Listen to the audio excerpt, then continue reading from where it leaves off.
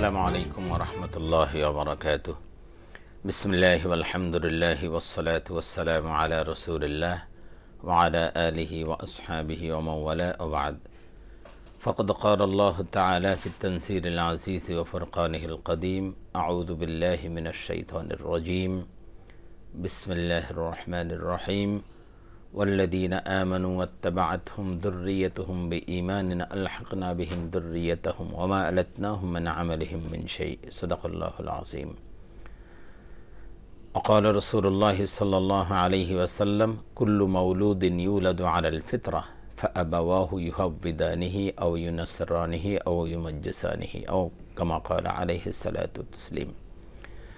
সুপ্রিয় দর্শক শ্রোতা, কাছে দূরে বিশ্বজুড়ে যে যেখান থেকে আমাদেরকে দেখছেন, আপনাদের সকলকে আন্তরিক প্রীতি, শুভেচ্ছা ও স্বাগত জানিয়ে শুরু করছি আপনাদের প্রিয় চ্যানেল বাংলা ভিশনের সাপ্তাহিক আয়োজন, আপনাদের প্রিয় অনুষ্ঠান প্রাত্যহিক জীবনে ইসলাম জিজ্ঞাসা ও জবাব।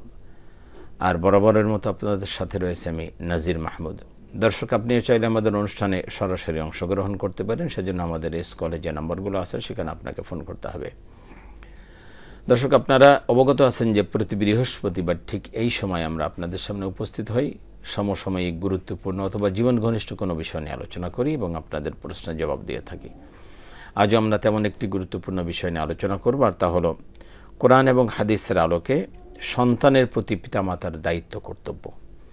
আমরা সবসময় একটা কথা শুনি যে পিতামাতার অধিকার বা সন্তানের কি দায়িত্ব কর্তব্য রয়েছে পিতামাতার উপরে, এই বিষয়গুলো শুনি। কিন্তু পিতামাতারও যে কিছু দায়িত্ব রয়েছে সন্তানের উপরে, সেটা আগে, এবং সেই জিনিসটা আমাদের জানা খুব দরকার। আমরা কি আমাদের সন্তানদেরকে যথাযথভাবে শিক্ষা দিচ্ছি কিনা, যথাযথভাবে তাদেরকে গড়ে তুলছি কিনা, বিষয়টা নিশ্চিত করা দরকার। সুতরাং সে বিষয়ে আমরা আলোচনা শুনবো। এ বিষয়ের উপর আলোচনার জন্য দেশের বরেণ্য একজন ইসলামী চিন্তাবিদ আমন্ত্রিত হয়ে উপস্থিত হয়েছেন আমাদের স্টুডিওতে। চলুন তার সাথে পরিচিত হয়ে। আমাদের সাথে আজকে রয়েছেন বিশিষ্ট ইসলামী চিন্তাবিদ, শিক্ষাবিদ, গবেষক হযরত মাওলানা ডক্টর হুসাইনুল বান্না, সহযোগী অধ্যাপক, উর্দু বিভাগ, ঢাকা বিশ্ববিদ্যালয়। আসসালামু আলাইকুম ওয়া রাহমাতুল্লাহি ওয়া বারাকাতুহু। ওয়ালাইকুম আসসালাম ওয়া রাহমাতুল্লাহি ওয়া বারাকাতুহু। জি মুহতারাম, কেমন আছেন? জি আলহামদুলিল্লাহ ভালো আছি, আপনি ভালো আছেন? আলহামদুলিল্লাহ আলা কুল্লি হাল। আসলে আমাদের জীবনে চলার পথে আমাদের বেশ কিছু অধিকার রয়েছে, যেমন আল্লাহর অধিকার, রসুলের অধিকার, পিতামাতার অধিকার, প্রতিবেশীর অধিকার, সন্তানের অধিকার, এভাবে আত্মীয় স্বজনের অধিকার, এইভাবে বেশ কিছু অধিকার রয়েছে। আমাদের সব জানা দরকার এবং সে অধিকারগুলো যেন আমরা যথাযথভাবে আদায় করতে পারি সে বিষয়ে আমাদের সচেতন হওয়া দরকার।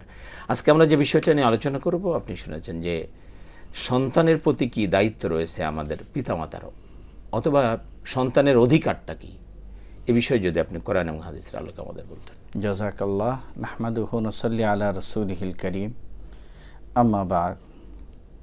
শুরুতেই আপনাকে এবং বাংলা ভিশনকে ধন্যবাদ জানাই, এবং আপনিও আপনার প্রারম্ভিক আলোচনায় বিষয়টি উল্লেখ করছিলেন যে আমরা মা বাবার অধিকার নিয়ে অনেক কথা বলি, কিন্তু সন্তানেরও যে মা বাবার উপরে কিছু অধিকার আছে সেগুলি নিয়ে আমাদের সমাজেও আলোকপাত হয় না, মিডিয়াতেও আলোচনা হয় না একেবারে। তো সুতরাং বিষয়টি অত্যন্ত চমকপ্রদ এবং খুব আমাদের সমাজের সাথে অ্যাটাচড একটা বিষয়। তো বিষয়গুলোকে এভাবে চিন্তা করতে হবে যে রাসূল পাক সাল্লাল্লাহু আলাইহি ওয়াসাল্লাম তো বলেছেন যে তলাবুল ইলমি ফারিয়াদাতুন আলা কুল্লি মুসলিম, প্রত্যেক মুসলমান নরনারীর উপরে ইলমি দ্বীন শিক্ষা করা ফরজ। এখন পৃথিবীর যাবতীয় ইলম তো সে শিক্ষা করতে পারবে না, কারোর জন্য সম্ভব না। কর্তব্য হচ্ছে, ফরজ হচ্ছে, আমার সামনে যখন যে বিষয়টা আসবে সেই বিষয় সম্পর্কে আমার জ্ঞান থাকতে হবে, আমার জানতে হবে। সাপোজ আমি যখন চাকরি করতে যাব বা ব্যবসা করতে যাব, তো এই ব্যবসাটা আমার জন্য জায়েজ কিনা, এই ইয়াটা আমার জন্য জায়েজ কিনা, চাকরিটা, এটা উলামা ইকরামের সাথে আলাপ করে এই সম্পর্কে যাবতীয় ইলম যেটা আছে বা বই পুস্তক পড়াশোনা করে আমার জানতে হবে। অনুরূপভাবে যখন কেউ বিয়ে শাদী করতে যায়, তখন কিন্তু বিয়ে শাদীর জন্য কি মাসলা মাসাইল আছে, কি ইলম আছে, এটা তখন ওনার জন্য জানা জরুরি, ফরজ হয়ে যায়। আমরা দেখি মসজিদগুলোতে অথবা যেখানে বিয়ে শাদী হয়, তারপরে ইমাম সাহেবদেরকে আমরা জানাই যে হুজুর একটা বিয়ে আমি করেছি। কিন্তু এর সংশ্লিষ্ট কি মাসলা মাসাইল আছে এটা কিন্তু আমরা বলিও না, বা মসজিদেও যদি বিয়ে হয় আমাদের উলামা ইকরাম এই সম্পর্কে সাধারণত ওই মাসলা মাসাইল নিয়ে আলোচনা করেন না। তো এই বিষয়টিও আসলে এখানে টাচ করার দরকার যে তলাবুল ইলম মানে হচ্ছে যে বিষয়টি যখন আমার সামনে আসবে সেই বিষয়টির ইলম আমার জন্য জরুরি। অনুরূপভাবে যখন আমাদের কোনো সন্তান হয় তো সন্তানকে লালন পালনের জন্য ইসলামী দৃষ্টিভঙ্গি কী এইটা সম্পর্কেও সচরাচর আমরা না কোনো বই পুস্তক পড়ি, না উলামা ইকরামদের সাথে আমাদের আলোচনা হয় যে হুজুর আমার একটা সন্তান হয়েছে, আমার এখন কি করার দরকার। আগে যেটা হতো অন্তত পক্ষে নামের জন্য আমরা উলামা ইকরামের কাছে যেতাম। এখন কি হয় যে আমরা ইউটিউবে সার্চ দিয়ে বা গুগলে সার্চ দিয়ে আমরা একটা নাম বের করে বাস রেখে ফেলি, এবং সবার ভিতরেই একটা এই ধরনের মানসিকতা যে আনকমন একটা নাম রাখতে হবে। এবং আমি দেখেছি আনকমন নাম রাখার পরে আমাদের কাছে এসে দেখি যে এটা ইহুদি নাম। জি জি, ইহুদিদের নাম। মানে ওই যে গুগলে সার্চ দিচ্ছে, গুগলে তো ওদেরই পদচারণা বেশি, তো দেখা যায় যে তারা এই কাজটা করে, নাম একটা রেখে ফেলছে আনকমন, এখন আসছে হুজুর এই নামের অর্থ দেখি যারে এটা ইহুদিদের নাম। ওইটা তো আছেই। আরো কষ্টকর বিষয় হচ্ছে যে অনেকে কোরআনের প্রতি মহব্বত, এই কারণে কোরআনের শব্দ দিয়ে নাম রাখে, কিন্তু নাম রাখছেন খিনজির, কিন্তু অর্থটা কি এটা তো চিন্তা করেন না এবং বলেন যে হুজুর এটা কোরআন শরীফের শব্দ। তো প্রথমেই যে আমার সন্তান হওয়ার পরে যে জরুরি জিনিস ছিল সেটা হচ্ছে একটা সুন্দর নাম রাখা। এবং রাসূল পাক সাল্লাল্লাহু আলাইহি ওয়াসাল্লাম বলেছেন যে আফজালুল আসমা ইনদাল্লাহি সুবহানাহু ওয়া তাআলা আব্দুর রহমান ও আব্দুল্লাহ। আল্লাহ সুবহানাহু ওয়া তাআলার কাছে সবচেয়ে উত্তম নাম হচ্ছে আব্দুল্লাহ নাম রাখা অথবা আব্দুর রহমান নাম রাখা। আব্দুল্লাহ এবং আব্দুর রহমান নামের অর্থই হচ্ছে যে আল্লাহর বান্দা, আল্লাহর দাস। মানে আমি পৃথিবীর যত শক্তিশালী মানুষই হোক, যত ক্ষমতাধর মানুষই হোক, পেশি শক্তিতে যত উন্নত মানের হোক, লেখাপড়ায় জ্ঞানে গুণে যত উন্নত মানেরই হোক, আমি কারো দাসত্ব স্বীকার করি না, আমি একমাত্র আল্লাহর দাসত্বকে স্বীকার করি। মানুষ যখন এই দাসত্বের মধ্যে নিজেকে আত্মসমর্পণ করে তখন মানুষ সবচেয়ে বেশি স্বাধীন হয়, মানুষ সবচেয়ে দামি হয়ে যায়। আমরা তো স্বাধীনতার কথা বলি, কিন্তু স্বাধীনতা হচ্ছে ওইটাই যে ইসকালা লাহু রাব্বুহু আসলিম ক্বালা আসলামতু লিরাব্বিল আলামিন। যখন আমি আমার নিজের মনন মানসিকতাকে সব কিছুতে সর্বক্ষেত্রে, আমি আমার নিজের ক্ষেত্রে, আমি আমার জীবন মরণের ক্ষেত্রে, আমার ওয়াইফের ক্ষেত্রে, আমার সন্তান সন্ততির ক্ষেত্রে, প্রত্যেকটা ক্ষেত্রে আমি আল্লাহর কাছে সারেন্ডার করি। এই জন্য কোরআনে আরেক আয়াতে বলা হয়েছে ইন্না সলাতি ওয়া নুসুকি ওয়া মাহইয়ায়া ওয়া মামাতি লিল্লাহি রাব্বিল আলামিন, যে আমার নামাজ, আমার রোজা, আমার জীবন, আমার মরণ সব আমি আল্লাহর জন্য উৎসর্গ করলাম। তো একজন বাবা মায়ের সবচেয়ে বেশি জরুরি জিনিস হচ্ছে তার সন্তান যখন হবে, এটা সন্তানের একটা অধিকার যে তার একটা সুন্দর নাম রাখা। এখানে কিন্তু একটা বিষয় আপনি চমৎকার বলছিলেন যে মানুষ যখন শুধু আল্লাহর কাছে সারেন্ডার করে তো সবচেয়ে স্বাধীন হয়ে যায় এটা। আর যখন সে আল্লাহর কাছে সারেন্ডার করে না তখন সে আসলে বিভিন্ন দিক থেকে পরাধীন হয়ে যায়। মানুষ যখন শুধু আল্লাহকে ভয় করে তখন সে দুনিয়ার সমস্ত সৃষ্টি থেকে সে ভয়মুক্ত হয়ে যায়। আর যখন সে আল্লাহর ভয় থেকে দূরে সরে আসে তখন সমস্ত সৃষ্টি তাকে ভয় দেখাতে থাকে সমস্ত দিক থেকে। এই জন্য আপনি যেমন জেনে আল্লাহর কাছে সারেন্ডার করে এবং আল্লাহকেই ভয় করে চলা, এটা আমাদের একমাত্র মানে লক্ষ্য উদ্দেশ্য হওয়ার দরকার।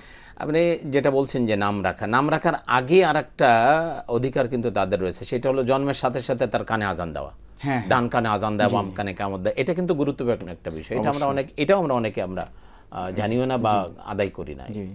জাযাকাল্লাহ, আপনাকে ধন্যবাদ জানাই। তারপরে যে অধিকারটি রয়েছে নামের পরে সেটি হচ্ছে আকিকা দেওয়া। আমরা 7 দিনে, 21 দিনে এবং কোনো রাওয়ায়াতে 40 বা 41 দিনের কথাই এসছে, তবে উত্তম হচ্ছে 7 দিনে, সপ্তম দিনে আকিকা দিয়ে দেওয়া। আকিকা দেওয়ার অর্থ হচ্ছে কি আসলে যে আমরা আমাদের উলামা ইকরাম বলেন এটা যে এটা কেবলমাত্র মানে সন্তান হয়েছে এটার এলান যেভাবে, তার সাথে সাথে আল্লাহ সুবহানাহু ওয়া তাআলা কুরবানিতে যেরকমভাবে হযরত ইসমাঈল আলাইহিস সালাতু ওয়াস সালামের পরিবর্তে একটা পশুর জানকে গ্রহণ করলেন, ঠিক অনুরূপভাবে আমার মানসিকতা থাকবে এটা যে আমার সন্তানের জানের বিনিময়ে আমি একটা আল্লাহর রাস্তায় একটা জানকে কুরবানি করে দিলাম। মানে প্রত্যেকটার মধ্যেই লক্ষ্য উদ্দেশ্য আপনি যেটা বলছিলেন আল্লাহর সন্তুষ্টি কিন্তু থাকতে হবে।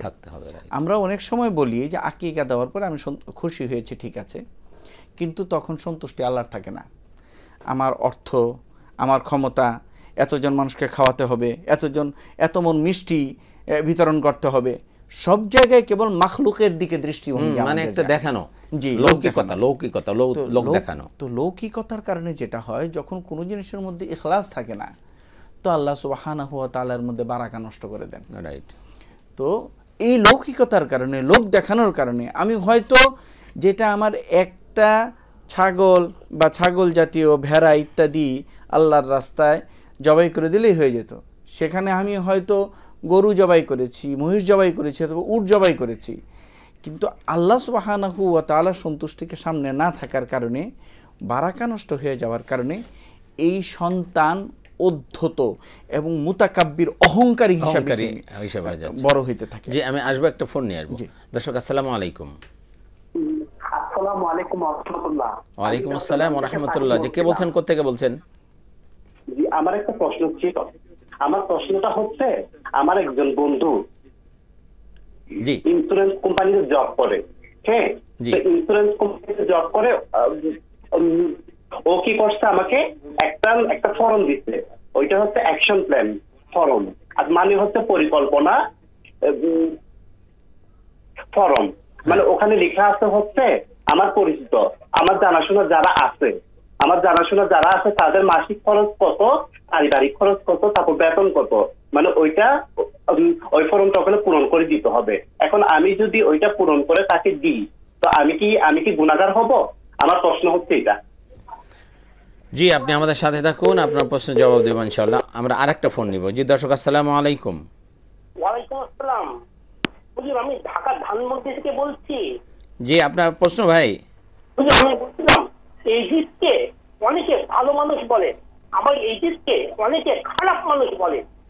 আসলে এইজিদ আসলে কি দোষী না নির্দোষ? এটাই। জি, আপনি আমাদের সাথে থাকুন, ধন্যবাদ। আমরা আরেকটা ফোন নিব। জি দর্শক আসসালামু আলাইকুম। সম্ভবত লাইনটি বিচ্ছিন্ন হয়েছে। জি, আমাদের এক ভাই প্রশ্ন করেছেন যে ইন্স্যুরেন্স কোম্পানিতে ওনার এক বন্ধু চাকরি করে, তো সে একটা ফর্ম দিয়েছে, যে ফর্মটা পূরণ করে, আপনি শুনেছেন যে মাসিক আয় ব্যয় কত ইত্যাদি জানা, এটা আসলে হবে কিনা, গুনাহ হবে কিনা? বিষয়টি আসলে হচ্ছে যে উনি যে ইন্স্যুরেন্স করতেছেন সেটি আসলে ইসলাম সম্মত কিনা, এটা উলামায়ে কেরামের সাথে আগে মানে ওইখানে সুদ ভিত্তিক কোনো কাজ কারবার আছে কিনা। ইন্স্যুরেন্স কিন্তু ইসলামী একটা দিক, এটা ইসলাম বৈধ করেছে, কিন্তু সেটার মধ্যে যদি সুদের কারবার ঢুকে যায়, সুদ ভিত্তিক কোনো কারবার থাকে, তাহলে তো সেটা জায়েজ নেই, এটার বৈধতা। এই বিষয়টা আগে দেখতে হবে। প্রথমে এই বিষয়টা আমাদের ভাই দেখবেন।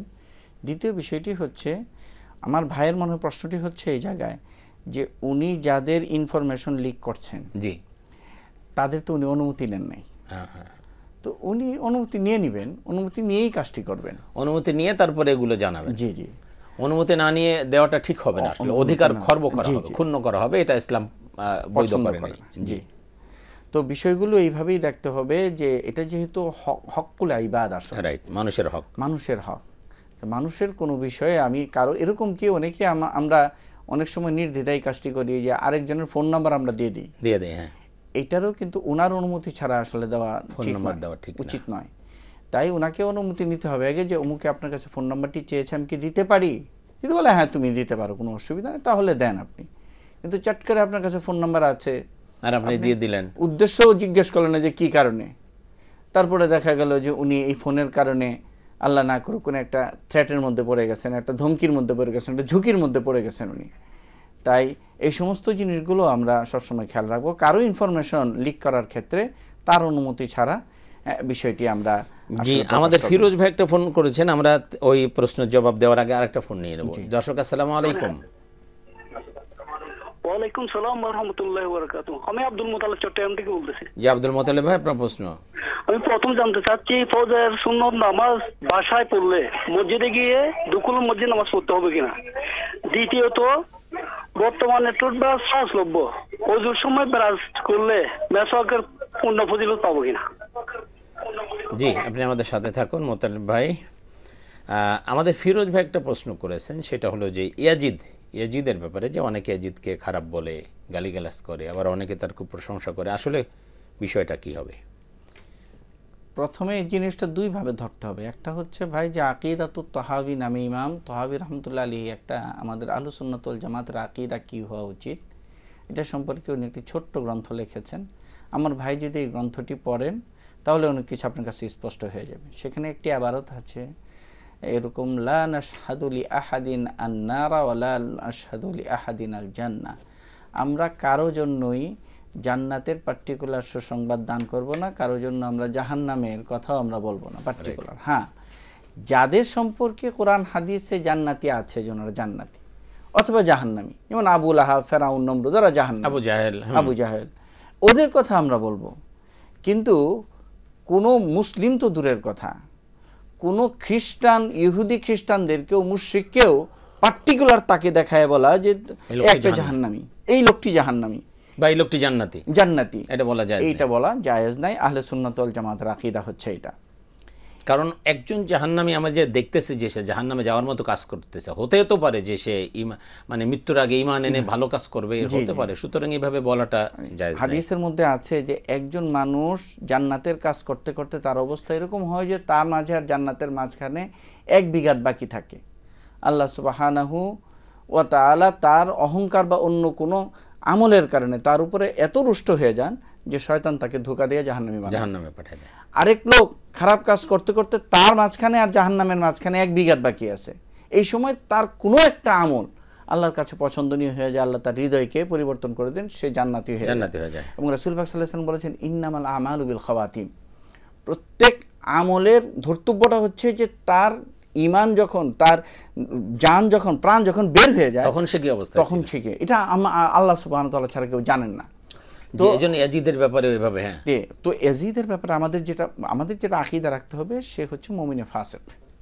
এতটুকু আমরা বলতে পারি যে রাসূল পাক সাল্লাল্লাহু আলাইহি ওয়াসাল্লামের কলিজার টুকরা হযরত হুসাইন রাদিয়াল্লাহু তাআলা আনহুকে তারই মানে পরোক্ষ আপনার ইঙ্গিতে হত্যা করা হয়েছে। যেমন আসলে শুধু এটা না, আমরা যদি দেখি যেখানে আল্লাহ রাসূল সাল্লাল্লাহু আলাইহি ওয়াসাল্লামের আহলে বায়াতদেরকে আল্লাহ কোরআনে মহব্বত করতে বলেছেন, লা নাসআলুকুম আলাইহি আজরান ইল্লাল মাওয়াদ্দাতা ফিল কুরবা। আমি সারা জীবন তোমাদের জন্য যা করছি আমি কোনো প্রতিদান না, শুধু আল্লাহ পাক বলছেন যে এইটার প্রতিদান হলো যে তোমরা তার পরিবারকে ভালোবাসবে। এটা কিন্তু এই জন্য ইমাম শাফি রহমতুল্লাহ আলাইহি বলছেন তার এই পরিবারকে ভালোবাসা এটা ফরজ, কোরআনের আয়াত যেহেতু। তো সেখানে সেই ভালোবাসা না দেখিয়ে বরং তাদের উপরে জুলুম করা বা তাদের প্রত্যক্ষ পরোক্ষভাবে তাদের উপরে যে নির্যাতন করা হয়েছে, এটা কোনোভাবেই একজন মুমিন ব্যক্তি এটা মেনে নিতে পারে না। এই জন্য আমার মনে হয় ইমাম আহমদ বিন হাম্বল চমৎকার একটা কথা বলেছিলেন, আপনি বলেছেন, চমৎকার বলেছেন। ইমাম আহমদ বিন হাম্বলের এই কথাটা আমাদের সবসময় মনে রাখা দরকার। ওনার ছেলে ওনাকে বলতেছিলেন যে আব্বাজান এরকম এজিদকে তো অনেকে গালিগালাজ করে, তা আমরা আসলে এই ব্যাপারটা কি, আমরা কি গালিগালাজ করব? তা বলছে, বাবা, কোনো মুসলমানকে অন্য মানুষকে গালি দিতে পারে? এটা মুসলমানের চরিত্রের সাথে যায় না যে সে কাউকে গালি দিবে, এটা তো ভদ্রতা না। তা বলছে যে তাহলে কি আমরা তার প্রশংসা করব? তা বলছে যে কোনো মুসলমান কি এজিদের প্রশংসা করতে পারে? কোনো মুসলমান এজিদের প্রশংসাও করতে পারে না, আবার ওইভাবে গালিও দিবে না। এটা আমার কাছে খুব চমৎকার লেগেছে বিষয়টা। সুতরাং আমরা এই জায়গাটা এরকম থাকবো, এজিদকে আপনি গালি দেওয়ারও দরকার নেই আর তার প্রশংসা করারও দরকার নেই। জি জি। আব্দুল মুতালিব ভাই উনি বলছে ফজরের সুন্নাত যদি বাসা থেকে আমরা পড়ে যাই তাহলে মসজিদে ঢোকার সময় দখুলুল মসজিদ বা মসজিদ তাহিয়াতুল মসজিদ যেটাই আমরা পড়তে পারবো কিনা। এটা আসলে একটা মুখতালাফি মাসলা যে ফজরের থেকে নিয়ে সূর্যোদয় পর্যন্ত, মানে ফজরের আজানের পরে, হ্যাঁ, সূর্যোদয় পর্যন্ত ফজরের সুন্নাত ছাড়া অন্য কোনো নামাজ পড়া জায়েজ আছে কিনা। অধিকাংশ উলামা ইকরামের মতে সেই সময় অন্য কোনো নামাজ পড়া ঠিক নয়, মানে হুসাইন সাল্লাল্লাহু আলাইহি ওয়াসাল্লাম আমলটা করেন নাই, সাহাবারা করেন নাই। জি। আর আমাদের যে সালাফি উলামা ইকরাম যারা বর্তমানে মক্কা মদিনা থেকে পড়াশোনা করে আসেন ওনাদের কাছে আবার এটা জায়েজ আছে। তবে আমাদের উলামা আহনাফের কাছেও কেউ যদি ফজরের সুন্নতের পরে কাজা নামাজ পড়তে চান তাহলে কেউ কেউ বলেছেন যে এটার অনুমতি আছে। তো বিষয়টা যেহেতু মুখতালাফি, আমার ভাই এগুলি সিলি ইস্যু, এগুলি নিয়ে আসলে ঝগড়া বিবাদ করা ঠিক নয়। আপনি যেই মতকে প্রায়োরিটি মনে করেন, আপনি যেই মতাবলম্বীদের অনুসরণ করেন যে সমস্ত উলামা ইকরামের, তাদের অনুসরণে আপনি আমলটি করবেন। যে উনি আর বলছেন ব্রাশ করলে কি সুন্নাত আদায় হবে কিনা, যে মেসওয়াক করার যে ফায়দা এটা পাবে। জি, আসলে মেসওয়াকের মধ্যে দুইটা হচ্ছে ফায়দা, দুইটা সুন্নতের মধ্যে, একটা সুন্নতের মধ্যে দুইটা ফায়দা। একটা হচ্ছে আর নাজাফা, পরিচ্ছন্নতার ফায়দা, আরেকটা হচ্ছে যে আল্লাহ সুবহানাহু ওয়া তাআলা এবং রাসূল পাক সাল্লাল্লাহু আলাইহি ওয়াসাল্লামের পছন্দ হচ্ছে কোনো গাছের ডাল ব্যবহার করা, এটা একটা সুন্নাত। জি। তো গাছের ডাল ব্যবহারের সুন্নতটি এটি ব্রাশ আদায় করলে কখনো আদায় হয় না, এটি ব্রাশ ব্যবহার করলে। এবং গাছের ডাল ব্যবহার করার মধ্যে ফায়দা আছে। ফায়দা হলো গাছের ডালের মধ্যে তাজা কিছু রস থাকে, যেটা অন্য ব্রাশের মধ্যে আপনি পাবেন বা কেমিক্যালের মধ্যে আপনি পাবেন। আপনি যে পেস্ট ব্যবহার করতেছেন এটার মধ্যে তো কেমিক্যাল আছে, বাট গাছের যে ডালা এটার মধ্যে একটা তাজা রস আছে, যেটা আপনার মাড়ি, দাঁত, মুখ সব কিছুর জন্য অত্যন্ত উপকারী। আর নাজাফাতের যে ইয়াটি এটা হয়ে যাবে, এটা হয়ে যাবে। কিন্তু রাসূল পাক সাল্লাল্লাহু আলাইহি ওয়াসাল্লাম যে বলেছেন যে আসওয়াক মিতহারাতুন লিরাব্বি ওয়া মিতহারাতুন লিল ফামি ওয়া মিরদাতুন লিরাব্বি। নাসাই শরীফের মধ্যে আছে মাতহারাতুন লিল ফামি ওয়া মারদাতুন লিরাব্বি। দুটো রিওয়ায়াতই আছে, যে এক রিওয়ায়াতের মধ্যে হচ্ছে মিসওয়াক হচ্ছে আল্লাহ সুবহানাহু মুখের জন্য পবিত্রতা দানকারী, আর আল্লাহ সুবহানাহু ওয়া তাআলা সন্তুষ্টি লাভের জন্য এটা একটা উপায়। আরেকটা রিওয়ায়াতের মধ্যে আছে যে মুখের এবং আল্লাহ সুবহানাহু ওয়া তাআলার সন্তুষ্টি লাভের এটা হচ্ছে জায়গা। তো দুটো রিওয়ায়াত অনুযায়ী যেটা বোঝা যায় যে মিসওয়াক যেটি আছে আমরা গাছের ডালই ব্যবহার করব। এবং আমি একটা ছোট্ট একটা কথা বলি, ফায়দাটা দেখেন আপনি। আজকালকার মানুষের দাঁতের যত রকমের সমস্যা, আমাদের যাদের ওলামা ইকরাম বা যারা আমাদের পূর্বপুরুষ যারা মিসওয়াক ব্যবহার করতেন তাদের কিন্তু এত সমস্যা ছিল না। তো সুতরাং এটার দ্বারাই বোঝা যায় যে রাসূল পাক সাল্লাল্লাহু আলাইহি সাল্লামের প্রত্যেকটা আমলের মধ্যেই আলাদা নূর আছে, যেটা আপনার অন্য আমলের কারণে সেই নূর আসলে আসে না। তো আমরা মিসওয়াকই ব্যবহার করব এবং গাছের ডাল ব্যবহার। আমি সাধারণত যেটা করি এবং উপদেশ দিই সবাইকে, রাত্রে ঘুমানোর আগে আপনি ব্রাশ করবেন, আর 5 ওয়াক্ত নামাজের আগে ওযু করার সময় আপনি মিসওয়াক করবেন। এটা খুব ভালো একটা আমল। আপনি অথবা ফজরের সকালে নাস্তা করার পরে আবার আপনি একবার ব্রাশ করতে পারেন।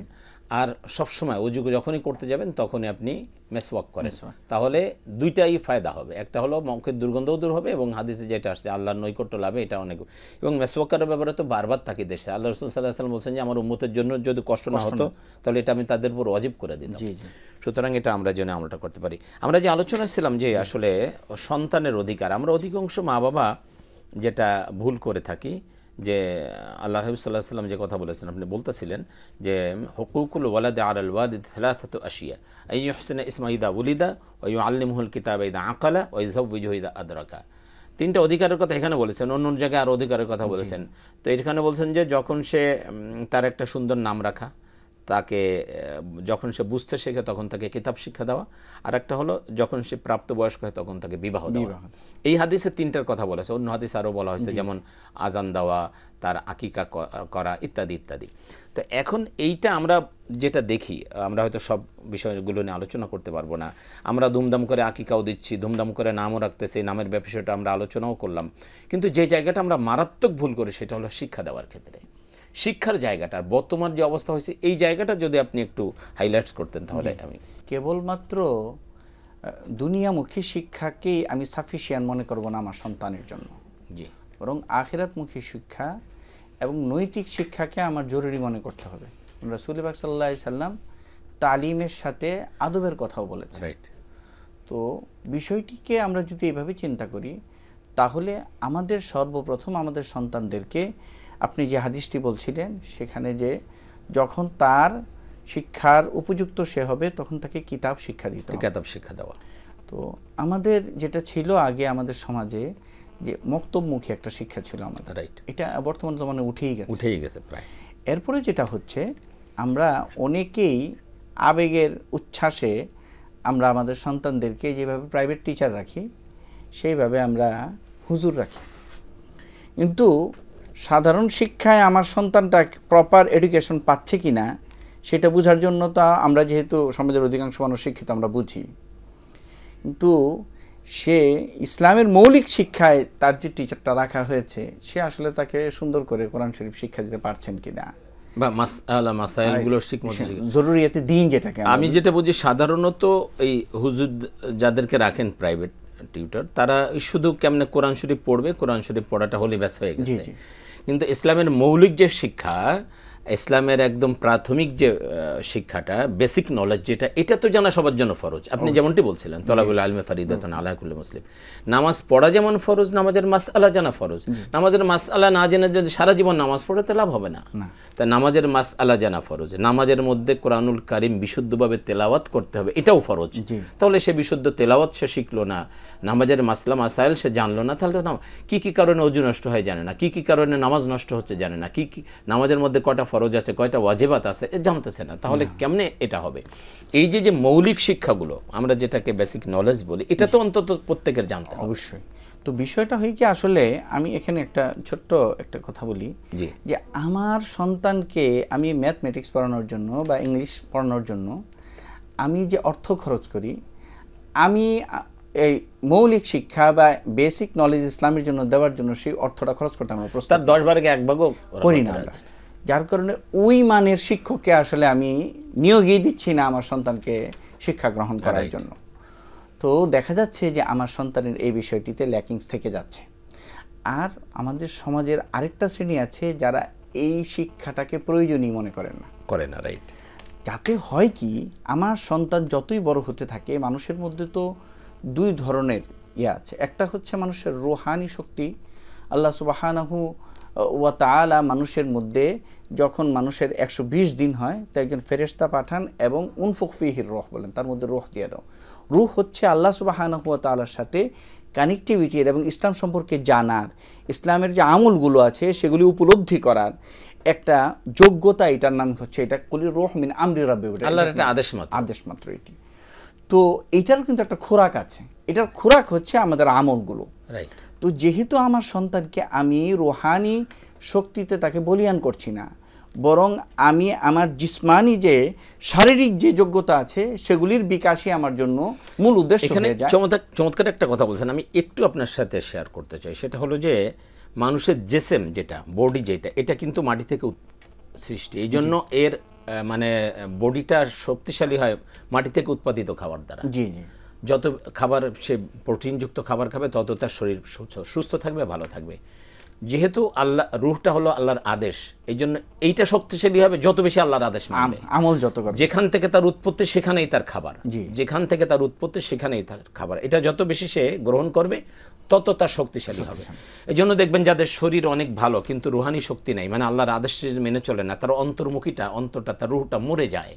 আর বাহ্যিকভাবে সে যদি দুর্বলও হয় কিন্তু আল্লাহর আদেশ নিষেধ অনেক মেনে চলছে, যার কারণে তার স্পিরিচুয়াল পাওয়ারটা তার রুহানি শক্তিটা কিন্তু অনেক বেশি থাকে। জি জি জি। তো মানুষ তো আসলে এই দুইটা সমন্বয়ের নাম। তো আমাদের সন্তানদেরকে আমাদের যেইভাবে আপনার জীবনমুখী শিক্ষায় শিক্ষিত করতে হবে, অনুরূপভাবে অন্তর্মুখী অর্থাৎ রুহানি শিক্ষায়ও, আমলের শিক্ষায়ও তাকে শিক্ষিত করতে হবে। হযরত আলী রাদিয়াল্লাহু তাআলা আনহু বলেছেন এই কথাটি যে আল্লিমু আওলাদাকুম ফি জামানিহিম ফাইন্নাহুম ইউলাদুনা ফি জামানিন লাম তুলাদ ফিহি। তুমি তোমার সন্তানকে জীবনমুখী শিক্ষায়ও তুমি তাকে যোগ্যতা সম্পূর্ণ করো, কারণ সে এরকম এক জমানায় জন্মগ্রহণ করেছে, সেটা তোমার জমানা নয়। আমি যেভাবে শিক্ষা গ্রহণ করেছি সেটাকেই যদি আমার সন্তানের জন্য আমি সাফিসিয়েন্ট মনে করি তাহলে কিন্তু এটা ঠিক হবে না, মানে যুগের সেই চাহিদা অনুযায়ী তাকেও শিক্ষা দিতে হবে। জি। তো আমাদের সমাজে যেটা হয়েছে, আমরা যারা রুহানি শিক্ষা বা স্পিরিচুয়াল পাওয়ারের শিক্ষায় সন্তানকে শিক্ষিত করতে চাই তারা একমুখী ওই দিকেই যাই, আবার যারা জীবনমুখী শিক্ষায়, দুনিয়াবী শিক্ষায় আমরা যাদের সন্তানকে শিক্ষিত তারা এই মুখী। দুইটার সমন্বয় হচ্ছে না। অথচ রাসূল পাক সাল্লাল্লাহু আলাইহি ওয়াসাল্লামের জীবনব্যাপী যে আন্দোলন ছিল দুইটার সমন্বয়ের আন্দোলন।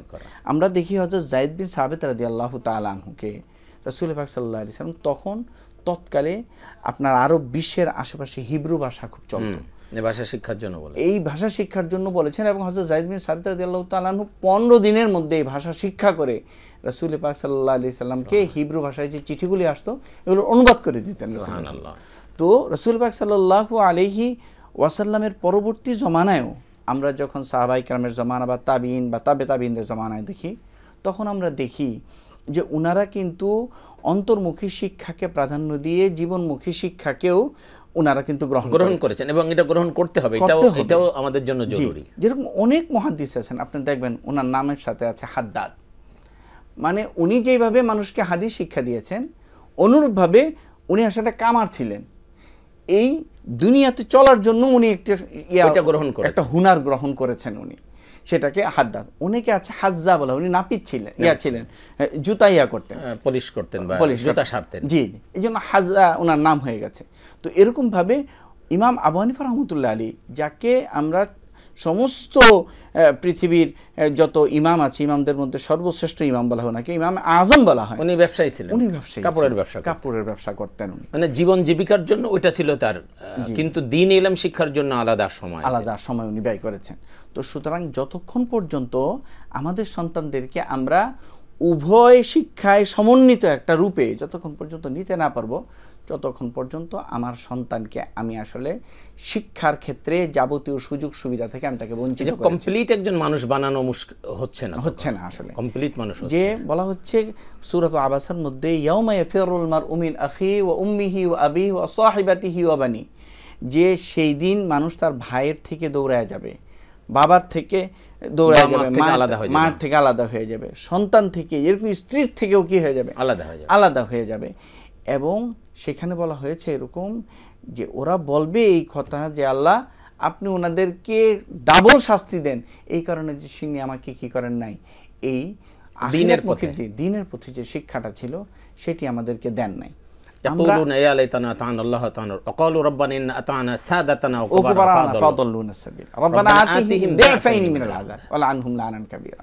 তো সুতরাং এইভাবে আমাদের চিন্তা করতে হবে যে আমার সন্তানটা যখন হয়েছে তখন আমি তাকে যে শিক্ষা দিয়ে দিব, কেবলমাত্র এখন তো শিক্ষার উদ্দেশ্য হয়েছে কেবল আমরা বলি OB curriculum, outcome base curriculum, মানে কিভাবে টাকা আর্ন করব, এটা আমাদের মূল উদ্দেশ্য থাকে। মূল উদ্দেশ্য এটা হয়ে যাওয়াতে কি হয়েছে দেখেন, নিজেকে আলোকিত করার, টাকা আর্ন করতে যে তারা নীতি নৈতিকতা একেবারে ভুলেছে, একেবারে হারিয়ে ফেলেছে। সুদ, ঘুষ, মানে কালোবাজারি, মানি লন্ডারিং, যে কোনো ভাবে টাকা অর্জন করতে হবে, ওই যে উদ্দেশ্য ওইটা টাকা অর্জন করতে হবে, যার কারণে নীতি নৈতিকতাকে পদদলিত করে মানবতাকে ভুলুণ্ঠিত করে হলেও সে টাকা ইনকাম করতে চায়। তো শেষ জমানায় যখন দেখা যায় মা বাবার দ্বারা তো আসলে আউটকাম নাই কোনো, ওনার কাছে যে আমি খরচ করতেছি এটা তো কোনো আমার থেকে আসতেছে না কিছু, এই জন্য তাদেরকে তখন এটাকেও সে ব্যবসার চিন্তা করে যে কিছু যেহেতু হচ্ছে না, উনি তো আমার জন্য একটা বার্ডেন, একটা বোঝা, কারণ আমার স্ত্রীর সাথে আমার সম্পর্ক রাখতে হয়, দৈহিক চাহিদা থাকে, ইত্যাদি ইত্যাদি থাকে, সংসারকে ঠিক রাখতে হয়, আমার সন্তানের প্রতি আমার একটা মহব্বত থাকে, কারণ ভালোবাসা সবসময় নিম্নমুখী হয়, কিন্তু ঊর্ধ্বমুখী আমার মা বাবা যে আমার জন্য করে আসছেন, এটার যে বিষয়টা আমাদের অধিকাংশ জায়গায় যারা মা বাবার সাথে দুর্ব্যবহার করতেছেন, যারা মা বাবাদের দায়িত্ব নিতে অস্বীকৃতি জানাচ্ছেন, অথবা মা বাবাকে ফেলে তারা বিদেশে চলে যাচ্ছেন আর দেশে আসছেন না, অধিকাংশ ক্ষেত্রে আমি মাফ চেয়ে কথাটি বলছি, আমাদের মা বাবারাই আসলে দায়ী। যেরকম প্রপারলি এডুকেশন তাকে দেওয়ার দরকার ছিল আমরা তাকে ওই প্রপারলি এডুকেশনটা আমরা দেই না। ইসলামী শিক্ষায় শিক্ষিত করে মা বাবার মর্যাদা কত বড়, যে রাসূল পাক সাল্লাল্লাহু আলাইহি ওয়াসাল্লাম বলেন হুমা জান্নাতুকা ওয়া নারুকা, আমি তো জান্নাত জাহান্নামী তাকে চিনে নেই, যে বলতেছে মা বাবাকে সন্তুষ্ট করতে পারলে তুমি জান্নাতে যাবা, মা বাবাকেও সন্তুষ্ট করলে তুমি জাহান্নামে যাবা। রিজার রাব্বি ফি রিজাল ওয়ালিদাইন, মা বাবা সন্তুষ্ট থাকলে আল্লাহ সন্তুষ্ট থাকবে, ও সাখাতুর রাব্বি ফি সাখাতিল ওয়ালিদাইন, মা বাবাও সন্তুষ্ট থাকলে আল্লাহও সন্তুষ্ট হয়ে যায়। এই বিষয়গুলি তো আমার সন্তানের সামনে আমি কখনো উন্মোচন করিনি। এই জন্য এই হাদিসের আলোকে কেউ কেউ বলেছেন যে তুমি যতই নামাজ পড়ো, রোজা রাখো, হজ করো, কুরবানি দাও, মা বাবা যদি সঙ্গত কারণে তোমার উপর অসন্তুষ্ট থাকে, তুমি মা বাবাকে কষ্ট দিয়েছো, অসন্তুষ্টই, মা বাবা যদি এরকম অসন্তুষ্ট থাকে তুমি কিন্তু জান্নাতে যেতে পারবে না। এটার একটা বাস্তব প্রমাণ হলো ওই যে সাহাবী আলকামা রাদিয়াল্লাহু আনহুর ঘটনাটা, তাই না? তিনি যখন মৃত্যু মুখে একেবারে কলেমা মুখে আসতেছে না, তো আল্লাহর হাবিব ইয়া করলেন যে কী ব্যাপারে, আল্লাহর হাবিবের এক সাহাবী তার কলেমা মুখে আসতেছেন মৃত্যুর সময়, তো ওদেরকে আল্লাহর হাবিব তো বুঝতে পেরেছেন, বলছেন যে ওর কি মা বাবা কেউ আছে, বলে মা আছে, তো মাকে ডাকলেন যে তুমি কি কোনো কারণে তোমার সন্তানের উপর অসন্তুষ্ট? বলে হ্যাঁ। কেন? যে আমার সন্তান আমার কথার চেয়ে স্ত্রীর কথাকে প্রাধান্য দেয়, আমার কথাকে সে প্রাধান্য দেয় না, আমি খুব মনোকষ্ট আছে এই জন্য। বলছে যে তুমি তাকে মাফ করো, না হলে সে জাহান্নামে চলে যাবে। বলে যে না, আমি তাকে মাফ করতে পারবো না, আমাকে সে মানসিকভাবে অনেক কষ্ট দিয়েছে। তো বললেন যে ঠিক আছে, কাঠ জোগাড় করো, তার আগুন ধরায় দাও, তাকে মরার পরে তার গায়ে আগুন ধরায় দাও। তো বলে আমার সামনে আমার সন্তানের গায়ে আগুন ধরায় দেওয়া হবে? বলে তুমি যদি মাফ না করো তো এর চেয়ে কঠিন আগুন এসে যাবে, জাহান্নামে যাবে। তো বলে ঠিক আছে, আমি ক্ষমা করে দিলাম। তো এর দ্বারাই বোঝা যায় যে আল্লাহর হাবিবের এক সাহাবা এত ভালো মানুষ, সমস্ত আমল তার ছিল, কিন্তু মাকে কষ্ট দিত, এ কারণে তার এই পরিণতি। তাহলে আমরা কোথায় যাচ্ছি? এজন্য মা বাবার প্রতি দায়িত্বশীল হওয়াটা, এই যে আপনি যে আমরা যে আলোচনা করলাম যে কোরআন হাদিসের আলোকে সত্যি যদি আমাদের মধ্যে সেই মানবতা বোধকে জাগ্রত করা হতো, আল্লাহ পাক যে দায়িত্ব আমাদেরকে দিয়েছেন কোরআন হাদিসের আলোকে, তাহলে কিন্তু আজকে এই সমাজটি দেখতে হতো না। এই জি, মানে যে প্রপারলি যে শিক্ষা, এডুকেশন, যেটা ইসলাম যেটাতে উদ্বুদ্ধ করে, সেই শিক্ষায় আমরা যদি আমাদের সন্তানদেরকে শিক্ষিত করতে পারতাম। এবং তারপরে আরেকটা জিনিস অধিকার যেটা আপনি বলছিলেন, সেটা হচ্ছে বিয়ে শাদীর অধিকার। এটাও কিন্তু মা বাবার, আমাদের দেখা যায় আমাদের সন্তানাদি 25-30 বছর বয়স হয়ে যাচ্ছে, অথচ মা বাবারা এটা যে একটা প্রয়োজনীয় জিনিস, এটা যে তার ফিজিক্যালি নিডস একটা, এটা আমরা বোধ করি না। আমরা বলি যে সে বিয়ে করবে, সে খাওয়াবে কি? আমি আমার সন্তানকে এতদিন লালন পালন করতে পারছি, প্রপারলি এডুকেশন দেওয়ার জন্য লাখ লাখ টাকা তার পিছনে খরচ করতে পারছি, অথচ বিয়ের জন্য যদি 50,000 বা 1 লাখ টাকা দরকার হয়, সেই ইয়াটা কিন্তু সাহায্যটা যেটা খাওয়াতে পারবে এই বিশ্বাসটাও আগে নিজের পায়ে দাঁড়ায়নি। জি জি, ওকে পরের পায়ে দাঁড়ানো আছে এখন, ওকে আরেকজনের এস্টাবলিশড হওয়ার আসলে কোনো সংজ্ঞা নাই। আল্লাহ সুবহানাহু ওয়া তাআলা বলেছেন, ওয়ানকিহুল আয়ামা মিনকুম আস-সালিহিনা মিন ইবাদিকুম ওয়া ইমাইকুম ইয়াকুনু ফুকারা ইগনিহিমুল্লাহু মিন ফাদলি, যে তোমরা বিয়ে শাদী দিয়ে দাও তোমাদের কুমারী মেয়েদেরকে এবং সতীসাধ্যী মেয়েদেরকে, যদি তারা গরিব থাকে আল্লাহ সুবহানাহু ওয়া তাআলা তার অনুগ্রহে ধনী করে দিবেন। আল্লাহ সুবহানাহু ওয়া তাআলা একদিনও কাউকে এত বড় হয়েছেন মধ্যে না খেয়ে রাখেন নাই। ওমা মিন দাব্বাতিন ফিল আরদি ইল্লা আলাল্লাহি রিজকুহা। আর আল্লাহ সুবহানাহু ওয়া তাআলা রিজিকের দায়িত্ব নিয়েছেন। মানুষের রূহ সৃষ্টিরও 50,000 বছর পূর্বে তার রিজিক সৃষ্টি, সুতরাং রিজিক তো সে নিয়েই দুনিয়াতে আসছে, সুতরাং এটা নিয়ে তো চিন্তিত হওয়ার কিছু। সুতরাং বরং যেটা হচ্ছে, সে অ্যাডাল্ট হওয়ার পর থেকে এই যে বিয়ে না দেওয়া পর্যন্ত সে যে গুনাহগুলো করতে, যদি গুনাহ করে, এবং ম্যাক্সিমাম ক্ষেত্রে গুনাহ হয়ে যায়, তাহলে এই যে ছেলে মেয়ে উভয় যে গুনাহগুলো করতেছে, গুনাহের একটা দায়ভার কিন্তু মা বাবার উপর, কারণ তারা বিবাহ দিচ্ছে না, এ কারণে একটা দায় দায়িত্ব তাদের উপরে পড়ছে। সুতরাং এই ব্যাপারটাও আসলে অত্যন্ত গুরুত্ব দেওয়া যায়। আমি শিক্ষার ক্ষেত্রে গুরুত্ব দিচ্ছি, আমার সন্তানকে আমি মেডিকেল পড়ানোর জন্য 30 লাখ 40 লাখ টাকা খরচ করতে পারতেছি, অথচ বিয়ের জন্য আমি তাকে 5 লাখ টাকা দিয়ে সহযোগিতা করতে পারতেছি না। বিয়েকে আমরা সমাজের মধ্যে এরকম কঠিন করে তুলেছি যে আল্লাহ না করুক আজকে বেবিচার সহজ হয়ে গেছে, বিয়ে কঠিন। এটা তো বাস্তবতা, এটাই বাস্তব যে বিবাহ যখন কঠিন হয়ে যাবে তখন জেনা বেবিচার সহজ হয়ে যাবে, আর বিবাহ যখন সহজ হয়ে যাবে তখন বেবিচার কঠিন হয়ে যাবে। সুতরাং আমরা ওইটা বেছে নিয়েছি, মানে খারাপ পথ। এটার আর একটা দৃষ্টান্ত হলো, আপনি দেখবেন আমরা এটা করছি না, একাধিক বিয়ে করা ইসলামে বৈধ, কিন্তু কেউ যদি করে এটা নিয়ে কি পরিমাণ ট্রল করা হয়। বাট একটা লোক, সে তার একজন স্ত্রী আছে এবং বহুগামিতা, আসে বিভিন্ন হোটেলে যাচ্ছে, বিভিন্ন, এটা নিয়ে কারোর কোনো সমস্যা নেই, কোনো চিন্তা করি না, সেইটা নিয়ে কারোর কোনো ট্রল নেই। কিন্তু সে যে মানে হালালভাবে আর একটা বিবাহ যদি করে, তা এটা নিয়ে দেখবেন সমাজে মানে বিবাহকে আমরা কঠিন করে ফেলেছি, জিনাকে সহজ করে ফেলেছি। তো সুতরাং আমি যদি আমার সন্তানকে প্রপার এডুকেশন দিতে চাই, প্রপার এডুকেশনের সাথে সাথে সন্তানের এটা একটা হক যে তার বিয়ে শাদীর জন্য আমি পাত্রপাত্রী নির্বাচন করে দিব। তবে এই ক্ষেত্রে একটা জিনিস জরুরি হচ্ছে যে আমরা অনেক সময় পাত্রপাত্রী নির্বাচন করতে গেলেও মা বাবারা আবার নিজের পছন্দটা সন্তানের উপরে চাপিয়ে দেয়, এটার জন্য না হয়, এটাও তার উপরে একটা বার্ডেন। যে আপনি চমৎকার বলছিলেন। আমরা আসলে অনুষ্ঠানে একবার শেষ প্রান্তে চলে এসেছি, আপনাকে অনেক অনেক ধন্যবাদ। প্রিয় দর্শক, আমরা অনুষ্ঠানের একেবারে শেষ প্রান্তে চলে এসেছি। আমি একটা হাদিস এবং কোরআনের যে আয়াত আমি আলোচনা করেছিলাম, সেটার উপরে আমি আলোচনা করে শেষ করব। আল্লাহ রাসূল সাল্লাল্লাহু আলাইহি ওয়াসাল্লাম বলছেন যে প্রত্যেক আদম সন্তান ফিতরাতের উপর জন্মগ্রহণ করে। ফিতরাত মানে হলো আল্লাহকে চেনার মতো, রসুলকে জানার মতো, পরকালে আল্লাহর কাছে জবাবদিহি করতে হবে, এইটা অনুধাবন করার মতো অবস্থা নিয়ে সে জন্মগ্রহণ করে। কিন্তু পিতামাতা তাকে ইহুদি বানায়, নাসারা বানায়, খ্রিস্টান বানায়, অগ্নি উপাসক বানায়, চোর বানায়, ডাকাত বানায়, ঘুষখোর বানায়, সুদখোর বানায় পিতামাতা, কারণ সেই প্রপার শিক্ষা তাকে না দেওয়ার কারণে সে আস্তে আস্তে এরকম হয়ে যায়। সুতরাং পিতামাতার দায়িত্ব রয়েছে সন্তানকে সঠিকভাবে পরিচালনা করা। আর আল্লাহ পাক চমৎকার একটা কথা বলেছেন, ওয়াল্লাযীনা আমানু ওয়াত্তাবা'আতহুম যুররিয়াতুহুম বিঈমানিন আলহাকনা বিহিম যুররিয়াতাহুম ওয়া মা আলাতনাহুম মিন আমালিহিম মিন শাই। আল্লাহ বলছেন যে যদি কোনো পিতামাতা ঈমান আনে, ঈমান অনুযায়ী জীবনযাপন করে, সন্তানকে ওই পথে পরিচালিত করে, আল্লাহ বলেন যে আমি এই পিতামাতা সন্তানকে জান্নাতে একত্রিত করে দিব। আল্লাহ, আহা, এর চেয়ে বড় সুসংবাদ আর কি হতে পারে? আসুন না আমরা নিজেরা ঈমানের প্রতি পরিচালিত হই, সন্তানদেরকে ঈমান শিখাই, ঈমানের প্রতি পরিচালিত করি, এবং এজন্য যা যা দরকার আমরা সেভাবে তাদেরকে গড়ে তুলি। আল্লাহ পাক এটা আমাদের জন্য সহজ করে দিন। আগামী অনুষ্ঠান দেখার সাদর আমন্ত্রণ জানিয়ে আপনাদের ইহকালীন পরকালীন কল্যাণ কামনা করে আজকের মতো শেষ করছি। আল্লাহ হাফেজ। আসসালামু আলাইকুম ওয়া রাহমাতুল্লাহি ওয়া বারাকাতুহু।